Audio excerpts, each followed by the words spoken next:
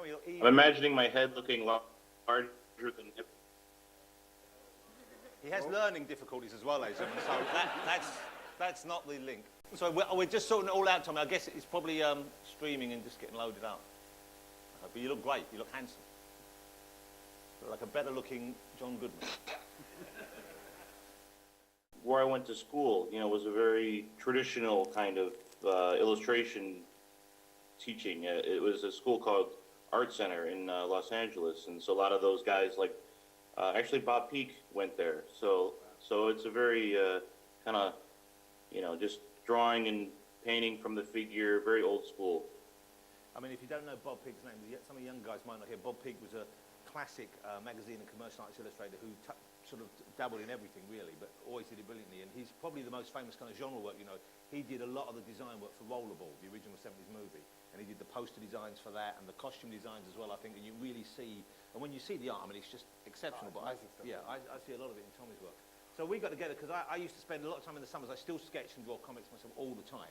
And when I was first thinking about Turf, before I even knew about Tommy, I drew a couple of pages of it, which I tried to find to bring along to you because they were so piss poor. I thought they would amuse you, but I couldn't find them, I'm afraid, so my wife probably found them out. We did have cats for a while who used to deliberately seek out some of my work to piss on. Really, if I left anything near the floor, they would actually move stuff out of the way to urinate on my artwork. The only thing they once favoured of, there was a picture of me and Jack D together, and they had a field day on that. There was a photograph of. So they were cats with a very finely honed critical sense. But I came up with various ideas, but Turf wasn't one of the only ones. One summer, does anyone here remember Atlas Comics from the 1970s? Okay, the story is Martin Goodman, who used to be the kind of managing director and publisher of Marvel. He split with Marvel, and when he sold it to this other company, I think initially Max Factor, or the Cadence Corporation owned it, and the deal was that Chip Goodman, his son, who apparently was a real a loser, a lazy guy, and he was just interested, not focused on work at all. The deal was that he stayed on the board of directors, and literally as soon as they could, they got shot of him. So he was furious. So it was a kind of fairly petty act of rivalry. He set up a whole new company called Atlas, and it was kind of a brilliant time to be a comic fan. This was about 72, 73, because he set it up hoping to crush Marvel. That was his dream. Really bitter, angry guy. What he did, though, was for years of having exploited the artists and writers, which is what Marvel always did, I think, up until more recent times, he offered really great page rates for all the artists and writers here. They could own their creations. It was kind of a model in a way, the image, but it wasn't done out of kind of a sense of what was right or largesse or kind of any kind of moral belief. It was just because he wanted to crush Marvel. And what was great was most of the books only ran for 2, 3 or 4 issues. But people like Bernie Wrightson came over, Alex Toth did some work for them, Steve Ditko did some stuff for them, Neil Adams did some covers, Pat Broderick, Bernie Wrightson. Some great artists came over and worked for them for this brief period. But what fascinated me about it was it kind of appeared, and then within a year it had gone. So suddenly, out of nowhere, this whole new comic company came and they tried to steal the Marvel idea. It was like the House of Atlas and Stay With Us, True Believers, but they changed it a little bit, so like, Real Believers or something, just enough so they wouldn't get sued. And then they disappeared. So I spent the summer rather perversely, and this shows you, how much time obviously I have on my hands, trying to create a whole new comic line just for fun. And I did about 20 covers of these terrible characters that would have been fine for Atlas. And I told Mark about it, and he said, you're pathetic. B, you should do something, even just say you're a little footnote on the history of comics, because you'd love it.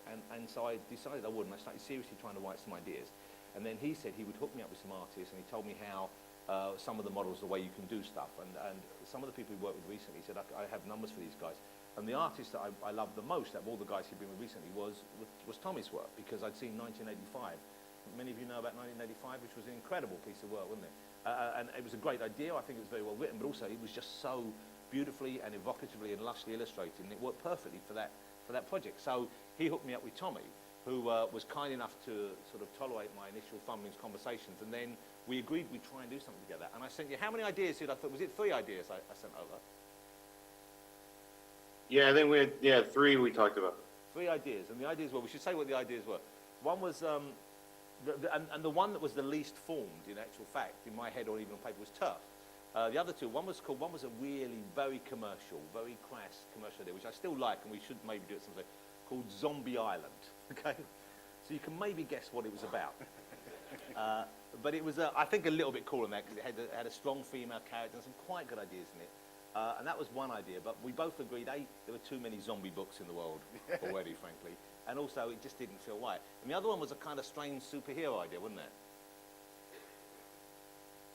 Yeah, yeah, it was kind of Marvel, you know, kind of something akin to Stan Lee Ditko stuff to me. But then we thought, but then Kick-Ass came out. And Kick-Ass was due out. And we thought we didn't want to see about Kick-Ass. And also, that idea wasn't fully through either, because initially I was going to call him Special Boy.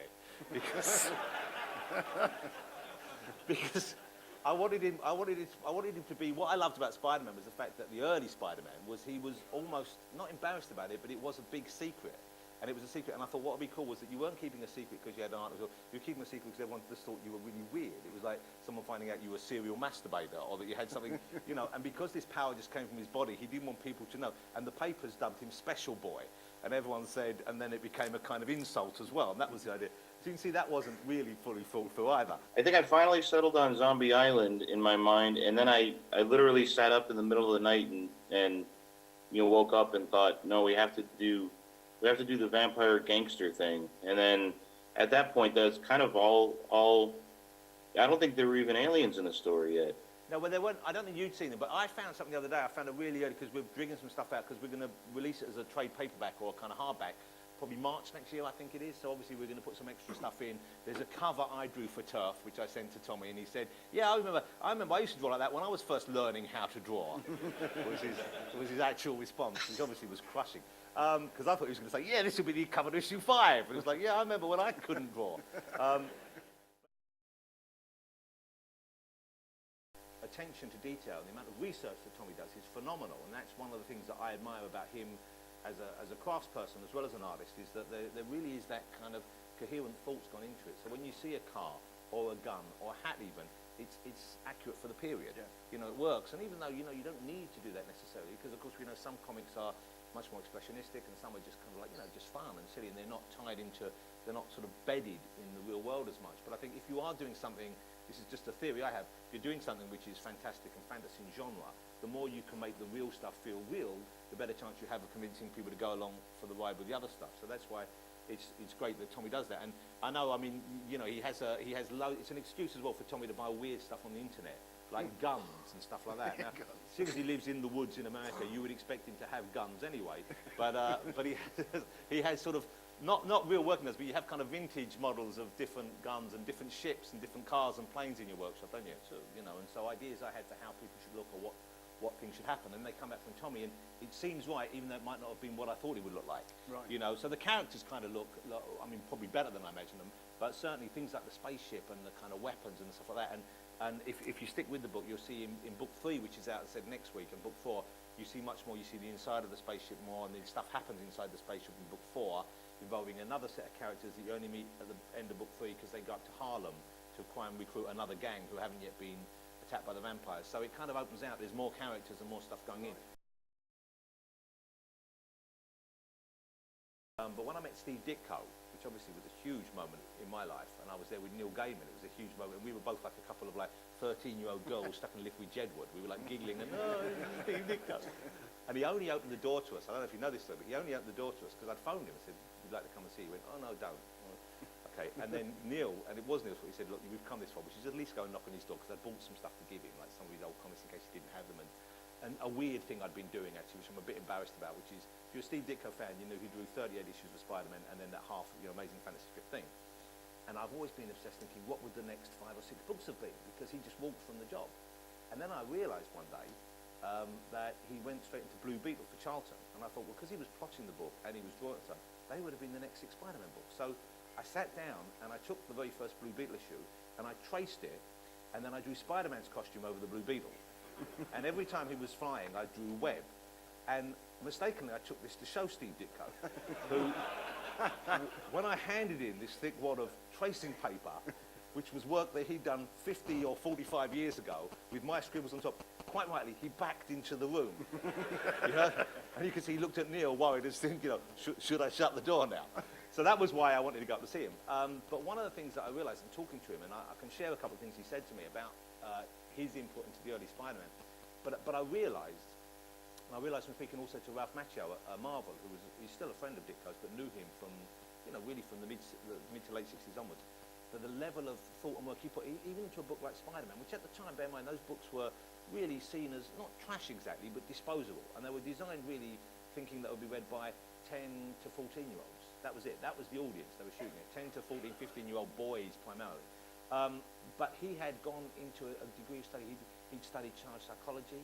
He thought through, and he'd read book after book on teen psychology to see what it was like to be a teen back at school in that period. Think about the problems, which obviously he'd put into the book, into his drawing, into the kind of postures, and you look at some of that work very elegantly. Early Spider-Man pages, you'll see Peter Parker standing away from the group of popular kids, and even though it's perhaps quite simple, but at the same time, not everyone would think to do that, and that came from the amount of intelligence, the amount of focus, the amount of dedication he was putting into his work.